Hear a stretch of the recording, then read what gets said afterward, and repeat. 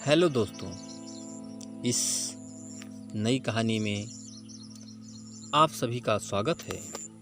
दोस्तों, आज की इस कहानी का नाम है चमत्कारी चप्पल या एक जादुई कहानी है। अगर आपको हिंदी स्टोरी, मोरल स्टोरी या मैजिकल स्टोरी सुनने का शौक है तो इस कहानी को आप पूरा ज़रूर सुनिए। तो चलिए हम आप लोगों को चमत्कारी चप्पल कहानी की तरफ ले चलते हैं।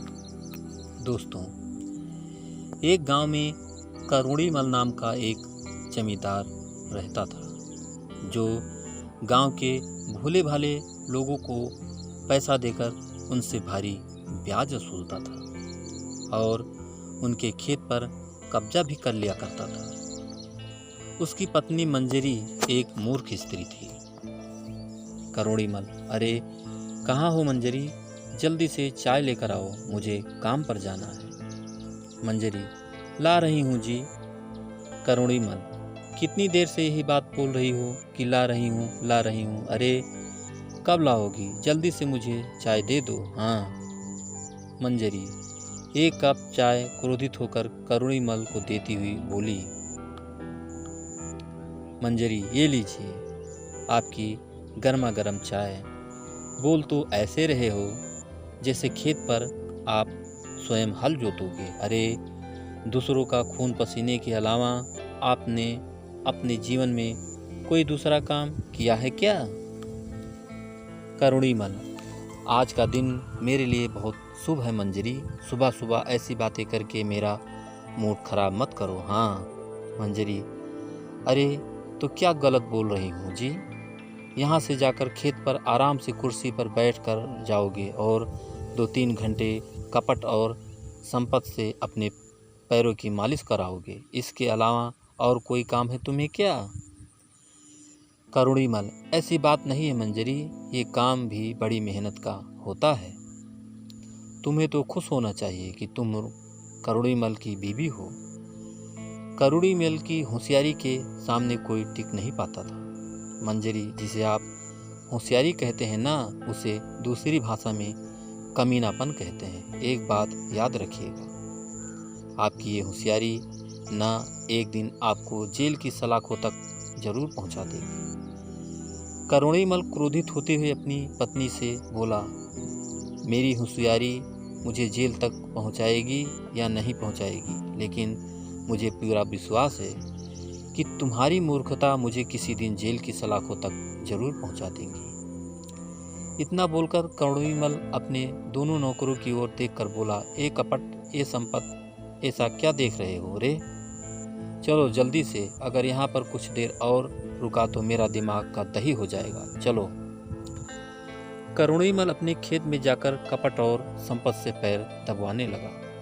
करुणीमल, कपट, मुझे बताओ कि अब गांव में कौन कौन रह गया जिसका खेत अब तक हमारे नहीं हुए हैं? कपटा, अभी तो आधा गांव है सरकार। करुणीमल, क्या? तो फिर मेरी होशियारी का क्या फ़ायदा?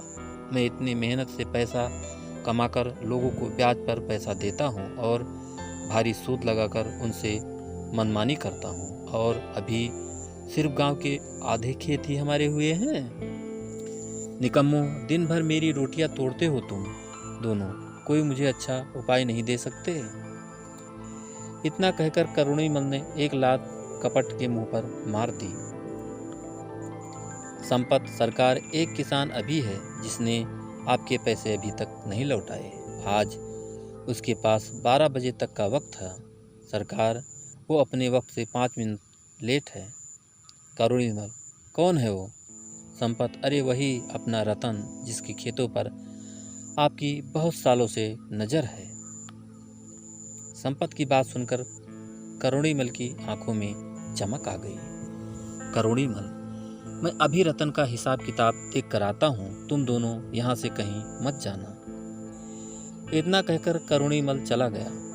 कपट, मेरी समझ में नहीं आता संपत कि आखिर ये बंदर जैसी शक्ल वाला करुणीमल अपने आप को समझता क्या है यार? संपत, वो कपट, पता नहीं अपने आप को समझता क्या है। कपट बोलता है, ऐसा है तो जैसे इससे ज़्यादा चालाक सारे संसार में कोई नहीं है। संपत, अरे काहे का समझदार, एक नंबर का मूर्ख इंसान है, एक नंबर का।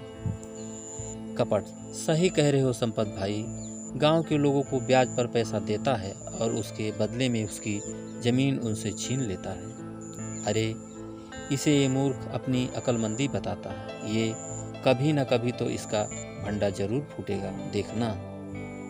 संपत, चिंता मत कर, इसकी मूर्ख पत्नी इसके काल का कारण बनेगी भाई, देखना। तभी वहां पर करुणीमल आ गया। करुणीमल, चलो मेरे साथ, रतन के घर पर चलो। इधर रतन अपनी पत्नी के साथ बैठा खाना खा रहा था। तभी जमींदार अपने साथियों के साथ आ धमका। करुणीमल, मुझे कर्जा लेकर चुकाने के बजाय तू यहाँ आराम से खाना खा रहा है, और वो भी पनीर की सब्जी है। रतन, लेकिन जमींदार साहब, अभी तो मेरे पास 15 दिन का वक्त है। करुणीमल, तू तो बोल रहा था कि पैसा लौटाने का आज इसका वादा था। संपत, ये झूठ बोल रहा है सरकार, आपको मेरी बात पर यकीन नहीं? हम भी इस गांव में आपके सच्चे और वफादार नौकर हैं। करुणीमल, मेरे नौकर कभी मुझसे झूठ नहीं बोलते। तेरी मोहलत खत्म और तेरा खेत मेरा। सुनीता, ऐसा जुल्म मत कीजिए सरकार, ठीक है आप मुझे कल तक की मोहलत दे दीजिए। करुणीमल, ठीक है, कल दोपहर तक का वक्त देता हूँ तुझे। जमींदार वहां से चला गया। रतन की पत्नी सुनीता रतन से बोली, सुनीता, अभी तो फसल कटी भी नहीं, पैसे कहाँ से दोगे? रतन, खेत बचाने के लिए मेरे मन में जो आया मैंने बोल दिया। सुनीता, गई भैंस पानी में, सत्यानाश, अब तो खेत भी गया हाथों से। रतन, बस करो सुनीता, मुझे कुछ सोचने दो। सुनीता, मेरी समझ में नहीं आ रहा, हमारे पास तो 15 दिन का वक्त था, अचानक से करुणीमल यहाँ पर पैसे मांगने क्यों आ गया? रतन, जिस तरह से उसका नौकर संपत उससे बात कर रहा था, उससे मुझे यही लगता है कि उसने करुणीमल से झूठ बोला है। सुनीता, उस कलयुग को झूठ बोलने की आखिर क्या ज़रूरत थी? उसके एक झूठ से हमारे खेत हमारे हाथ से जा सकते। रतन, सारा गांव जानता है कि कपट और संपत दिन भर करुणीमल की चापलूसी करते रहते हैं, और करुणीमल को कौन नहीं जानता। हो न हो कपट और संपत में से किसी एक ने डरते हुए झूठ उनसे बोला है। सुनीता, अब खड़े खड़े जेम्स बॉन्ड बनना बंद करो और सोचो कि आगे क्या करना है। रतन, फिलहाल तो मैं कुछ देर के लिए अकेला रहना चाहता हूँ, ताकि कुछ सोच सकूँ, और तुम जब तक मेरे आस पास रहोगी मैं कुछ सोच नहीं पाऊंगा। मैं जंगल जा रहा हूँ, सिर्फ वही एक जगह है जहाँ एकांत में बैठकर मैं कुछ उपाय सोच सकता हूँ। रतन जंगल निकल गया। अचानक रतन की नज़र एक साधु पर पड़ी, जो आंखें बंद किए हुए तपस्या कर रहे थे। एक सांप फन फैलाए ऋषि के सिर पर मंडरा रहा था। वो सांप ऋषि को डसने ही वाला था कि रतन ने एक लकड़ी से उसे भगा दिया। ऋषि की आंखें खुल गईं। ऋषि ने, सांप मुझे डसकर मुझे मार देता, तुमने मेरी जान बचाई बेटा, और तुम्हारी वजह से मेरी तपस्या भी पूरी हो गई। मैं तुम्हें कुछ देना चाहता हूँ। इतना कहकर उस ऋषि ने एक चमकदार पीतल की चप्पल रतन को दे दी। रतन, ये क्या बाबा, मैंने आपकी जान बचाई और आप मुझे ये पीतल की चप्पल दे रहे हैं? बाजार में ये कौड़ियों के भाव भी नहीं बिकेगी। ऋषि, मूर्ख मनुष्य, ये कोई मामूली चप्पल नहीं है, ये बोलने वाली चप्पल है। तेरी समस्या का निदान इन्हीं चप्पलों में छिपा है। रतन, बाबा, मेरी समस्या का निदान यह पीतल की चप्पल नहीं बल्कि धन है। मैंने कुछ समय पहले गांव के जमींदार से ब्याज पर पैसे लिए थे, और उसे चुकाने के लिए मेरे पास 15 दिन का समय था, लेकिन वो आज ही अपने पैसे मांगने आ गया, वो भी ब्याज सहित। अगर मैं उसे पैसे नहीं दूंगा तो वो मेरे खेत पर कब्जा कर लेगा। बाबा, करुणीमल ने न जाने कितने लोगों की जमीन पर ऐसे ही कब्जा कर लिया है। ऋषि, मूर्ख मनुष्य, धन किसी भी समस्या का समाधान नहीं होता। मेरी बात पर विश्वास कर। तेरी समस्या का निदान, और यहाँ तक कि सारे गांव की समस्या का निदान इन्हीं चप्पल में छुपा हुआ है। ये बात तुझे कुछ समय बाद स्वयं पता चल जाएगी। रतन, बाबा, आप करुणीमल को नहीं जानते। अरे उसकी होशियारी के आगे आज तक कोई नहीं टिक पाया।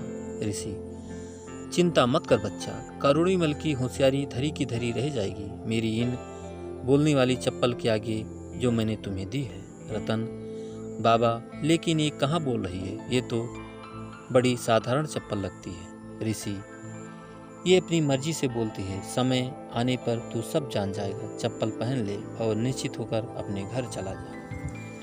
रतन वहाँ से चुपचाप चला गया और अपने घर के बाहर अपने आप से बोला, रतन, सुनीता को या नहीं बताऊंगा उस बाबा के बारे में, नहीं तो सारे गांव में ढिढोरा पीट देगी। बोल दूंगा कि मोहन के घर पर गया था पैसे उधार मांगने के लिए, मगर मोहन ने पैसे तो उधार नहीं दिए, ये पीतल की चप्पल मुझे पकड़ा दी।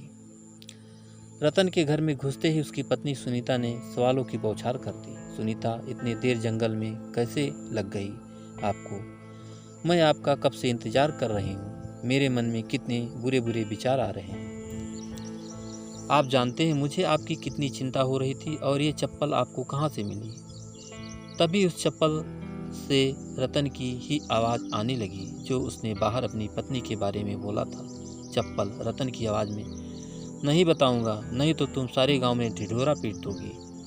यह सुनकर सुनीता का गुस्सा सातवें आसमान पर पहुंच गया। सुनीता, क्या कहा तुमने? तुम्हारी हिम्मत कैसे हुई बोलने की?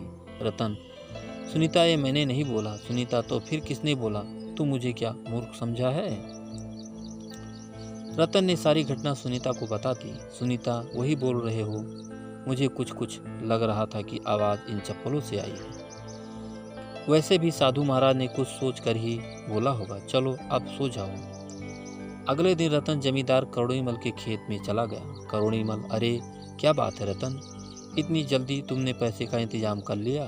रतन, नहीं करुणीमल जी, मैं आपसे बहुत ज़रूरी बात करने के लिए आया हूँ। करुणीमल, अब मेरे इतने बुरे दिन आ गए हैं कि मैं तुमसे ज़रूरी बात करूँगा। जल्दी बोलो, मुझे बहुत ज़रूरी काम से कहीं जाना है।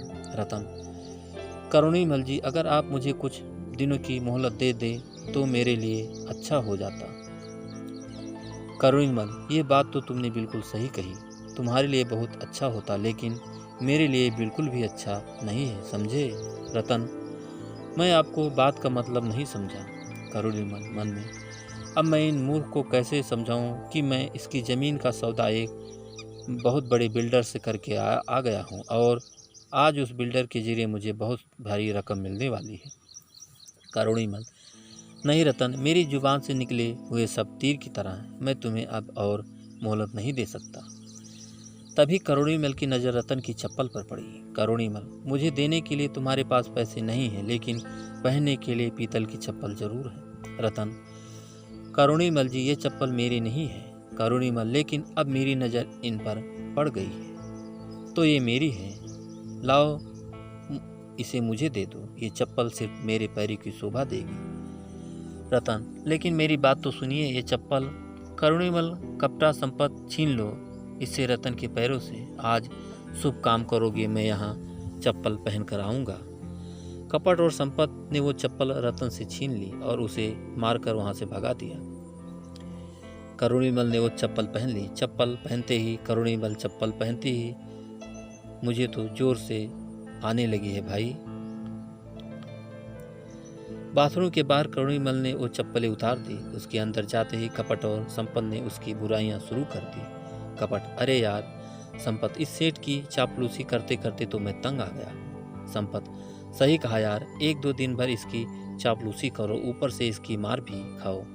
किसी दिन साले को चाय में जहर देकर जान से मार दूंगा। कपट, सही कहा यार, भगवान खुश होकर हमारे सारे बुरे कर्म माफ कर देगा। तभी करुणीमल बाथरूम से बाहर आया। दोनों चुप हो गए। जैसे ही उसने चप्पल पहनी, अचानक चप्पलें कपट और संपत की आवाज़ में बोलने लगी। चप्पल कपट और संपत की आवाज़ में, अरे यार संपत, इस सेठ की चापलूसी करते करते मैं तंग आ गया हूँ। एक दो दिन भर इसकी चापलूसी करो और ऊपर से इसकी मार भी खाओ। किसी दिन साले को चाय में जहर देकर जान से मार देंगे। करुणीमल, ये नमक हरामों, तुम मेरे बारे में ये सोचते हो?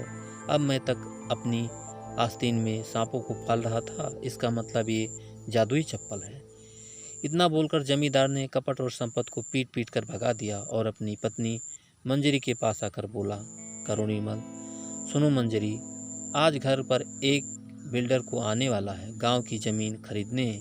वो वहां पर कोई प्लाट या बिल्डिंग बनाना चाहता है। तुम चाय नाश्ते में कोई कमी नहीं रखना, वो बहुत मोटी रकम लेकर आने वाला है। मंजरी, आपकी होशियारी का कोई जवाब नहीं। उस मूर्ख को तो ये भी नहीं पता होगा कि जो ज़मीन वो खरीद रहे हैं वो ज़मीन तुम्हारी है ही नहीं, बल्कि उन गांव वालों की है जिन्हें तुमने थोड़ी सी रकम दी थी और बदले में भारी ब्याज लगाकर उनसे उनकी ज़मीन छीन ली। उससे तो ये भी पता नहीं कि तुम इंसान के खाल में छुपे हुए भेड़िए हो, जिसने गरीबों का खून चूस चूस कर इतनी दौलत कमाई है।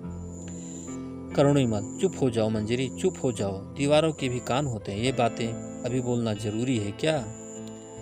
कुछ देर बाद वो बिल्डर आ गया। जमींदार उस बिल्डर की चापलूसी करने लगा, मगर अचानक वो चप्पल सेठ करुणीमल की पत्नी की आवाज़ में बोलने लगी। चप्पल मंजरी की आवाज़ में, उन्हें तो ये पता ही नहीं कि गांव की ज़मीन तुम्हारी है ही नहीं, बल्कि उन गांव वालों की है जिन्हें तुमने थोड़ी सी रकम दी और बदले से भारी ब्याज लगाकर उनसे उनकी ज़मीन छीन ली।